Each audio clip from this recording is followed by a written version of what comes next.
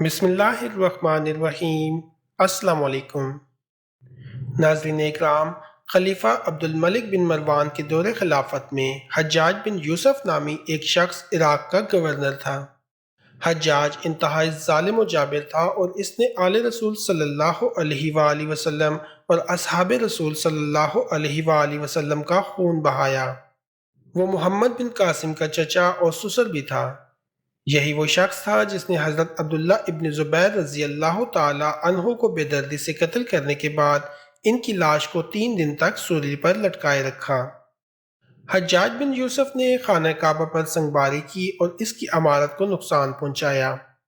اس کے علاوہ اس نے ہزاروں معصوم لوگوں کو سخت اذیتیں دیں اور صحابہ اکرام کی بے حرمتی کی۔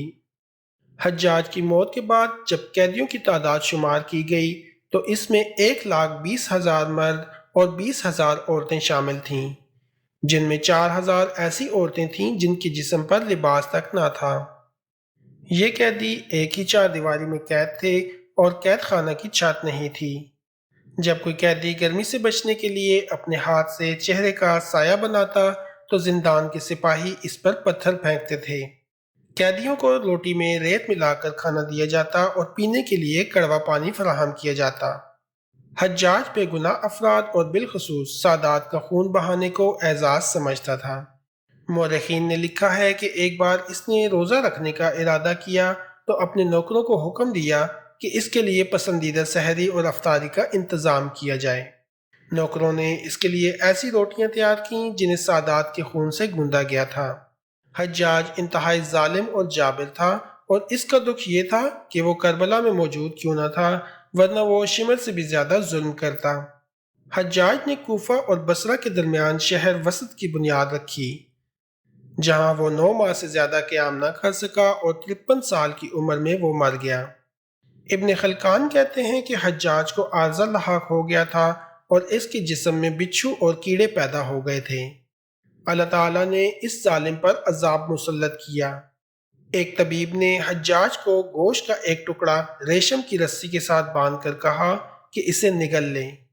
جب حجاج نے وہ ٹکڑا نگل لیا تو کچھ دیر بعد ریشم کی ڈور کھینچنے پر اس پر بہت سارے کیڑے نکلے۔ اللہ تعالیٰ نے حجاج کے جسم پر سردی مسلط کر دی اور اس کے اطراف میں دن رات آگ جلائی جاتی تھی، مگر وہ پھر بھی سردی سے چیختا اور چلاتا تھا۔ جب اس نے حضرت حسن بصری رحمۃ اللہ علیہ سے اپنی بیماری کی شکایت کی تو انہوں نے کہا کہ میں نے تجھے بے گناہ افراد اور بالخصوص سادات کے قتل سے بارہا منع کیا تھا، مگر تو باز نہ آیا۔ آج تو اپنے اعمال کا خمیازہ بھگت رہا ہے۔ حجاج بن یوسف نے کہا کہ میں خدا سے یہ دعا نہیں کرتا کہ وہ مجھے دوزخ سے آزاد فرمائے، بس میری اتنی سی التجا ہے کہ جلدی سے میری روح قبض کر لے تاکہ میں دنیا کی اس اذیت سے چھٹکارا پا سکوں۔ مگر پھر بھی سردی ختم نہ ہوتی، کیونکہ یہ تو موت کی سختیاں تھیں۔ ناظرین، حجاج بن یوسف کی زندگی میں ایک ایسا واقعہ بھی ہوا جس نے اس کے غرور و تکبر کو زمین پر گرا دیا۔ ایک شخص نعمان کی انتہائی حسین بیٹی تھی جس کا نام ہندا تھا۔ یہ وہ ہندا نہیں تھا جو سید الشہداء حضرت حمزہ رضی اللہ تعالی عنہ کی شہادت میں ملوث رہی، بلکہ یہ ایک غریب لڑکی تھی جو اپنے حسن و جمال میں بے مثال تھی۔ کہا جاتا تھا کہ پورے عرب میں اس جیسی خوبصورت عورت اس وقت نہ تھی۔ حجاج بن یوسف نے جب اس لڑکی کی شہرت سنی تو اس کے دل میں اشتیاق پیدا ہوا۔ اس نے اپنے کارندوں کی مدد سے ہندا سے ملاقات کی صورت پیدا کی۔ جب حجاج کی نظر ہندا کے چہرے پر پڑی تو وہ اس کا عاشق ہو گیا۔ حجاج نے ہندا کو حاصل کرنے کی کوششیں شروع کی اور مورخین لکھتے ہیں کہ 2 لاکھ درہم کے عوض اس کا نکاح ہوا اور ہندا حجاج کے محل میں آ گئی۔ شروع میں تو حجاج ہندا پر جان نچھاور کرتا رہا اور اسے ہر طرح کی آسائش دیتا۔ ہندا ایک غریب لڑکی تھی جو حجاج کے محل میں آ کر دولت سے کھیلنے لگی اور اسے ہر طرح کا سکون میسر آ گیا۔ دن گزرتے رہے اور رفتہ رفتہ حجاج کا غصہ اور ظالمانہ رویہ ہندا کی محبت پر غالب آ گیا۔ اب وہ ہندا سے بھی وہی سلوک کرنے لگا جیسے دوسرے لوگوں کے ساتھ کرتا تھا۔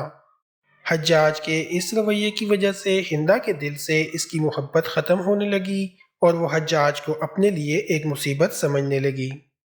دوسری طرف حجاج اسے رنجیدہ دیکھ کر اور زیادہ سختی کرنے لگا۔ جب حجاج کا دل ہندا سے اکتا چکا تو اس نے انتہائی ذلت کے ساتھ عبداللہ بن طاہر نامی ایک شخص کے ذریعے ہندا کو طلاق دینے کا پیغام بھیجا اور کہا کہ میں تجھے طلاق دیتا ہوں اور تیرے مہر کے 2 لاکھ درہم بھیج رہا ہوں۔ ہندا نے یہ پیغام سن کر کہا کہ میں نے ایک خونخوار انسان کی قید سے رہائی پائی ہے اور یہ 2 لاکھ درہم جو اس نے میرے لیے بھیجے ہیں میں تجھے خوشخبری سنانے کے عوض انعام میں دیتی ہوں۔ طلاق کے بعد ہندا اپنے عام سے گھر میں چلی گئی۔ کچھ دن بعد خلیفہ وقت عبد الملک بن مروان نے ہندا کو نکاح کا پیغام بھیجا جس پر ہندا نے انکار کر دیا۔ جب خلیفہ کی جانب سے بہت زیادہ اصرار کیا گیا تو بالآخر وہ رضامند تو ہو گئی، لیکن ساتھ میں یہ شرط رکھی کہ ہمارا نکاح اس صورت میں ہو سکتا ہے کہ میں اپنے مکان سے جس محمل میں سوار ہو کر آپ کے محل تک آؤں اس کی رسی پکڑنے والا حجاج بن یوسف ہو۔ خلیفہ نے یہ شرط قبول کر لی اور اسی خط کے پیچھے لکھ بھیجا کہ حجاج حاکم کوفہ کے حکم کی تعمیل کرے۔ حجاج نے جب یہ حکم سنا تو وہ دم بخود رہ گیا، مگر اس کی کیا مجال تھی کہ خلیفہ کے حکم کی سرتابی کرتا۔ وہ حکم کی تعمیل کے لیے ہندا کے مکان پر پہنچا اور ہندا کے محمل کی رسی پکڑ کر پیدل چلنے لگا۔ ہندا کے ملازم اور اس کی سہیلیاں تمام راستے اس کو چھیڑتے رہے، مگر وہ تمام راستے خاموشی سے چلتا رہا۔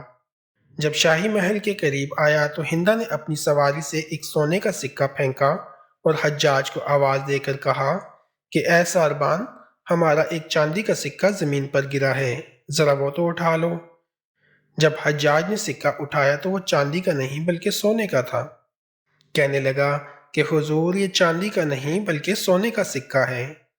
ہندا نے اس کے ہاتھ سے وہ سکہ لیا اور اپنی سہیلی سے کہا کہ یہ میری قسمت ہے کہ میری سواری سے چاندی کا سکہ گرا اور بعد میں سونے کا بن گیا۔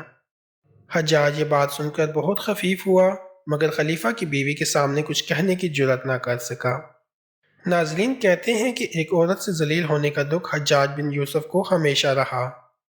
یہ واقعہ حجاج بن یوسف کی زندگی کی ایک جھلک ہے جو اس کی ظالم حکمرانی اور ذاتی زندگی کے تضاد کو ظاہر کرتا ہے۔ ہماری دعا ہے کہ اللہ تعالی ہمیں ظلم سے بچائے اور لوگوں کے ساتھ حسن سلوک سے پیش آنے کی توفیق عطا فرمائے۔ آمین ثم آمین۔